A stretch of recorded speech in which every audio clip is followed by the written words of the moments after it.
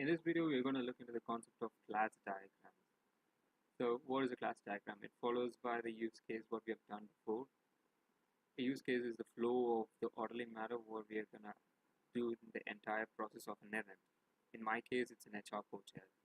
So over here, we're going to see what we're going to do in a class diagram using the HR hotel. First, let me tell you what a class diagram is. A class diagram is something that we are relating each other with its own attributes and functions and operations. Let me say, first we are going to have actors in the use case and relationship with using association, but here in class diagram we're going to have the attributes of a function and its operation, what it's going to do. So let me say, composition is a class where it can have a relationship connecting to another one. So then we have a dependency, by its term itself, it is dependent relationship to another class. So aggregation as a relationship with another aggregation. Let me say, what is generalization now? Generalization, take an example, a vehicle.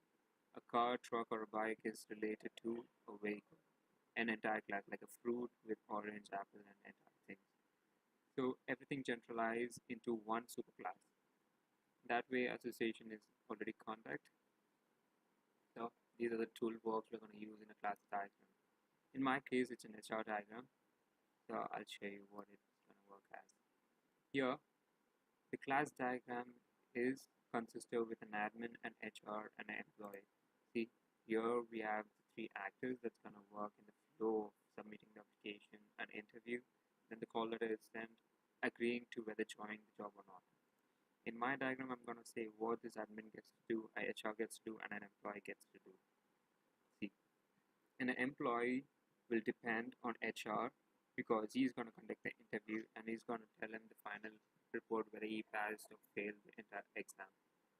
So an employee is going to have a name, an address, and his whole personal details. Those are attributes. Same way admin is going to have and HR is going to have because they're all human beings. But their attribute changes because the operation they're going to conduct is different, because admin is going to take in the application, he's going to send out the call letter, he's going to work outside the box of an interview, the whole process. But HR is going to stand in the interview because he is conducting something, and he's going to check out the resume, he's going to say yes or no. So those are operations which is going to work in them. As employee is going to submit, take out the call letter, he has everything that has to do with submitting and taking back the entire form.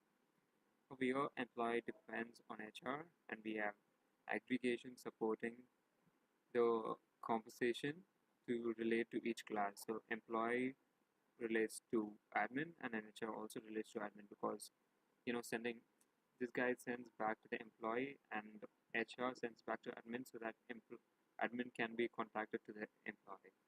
So this is how the class diagram is done. Thank you.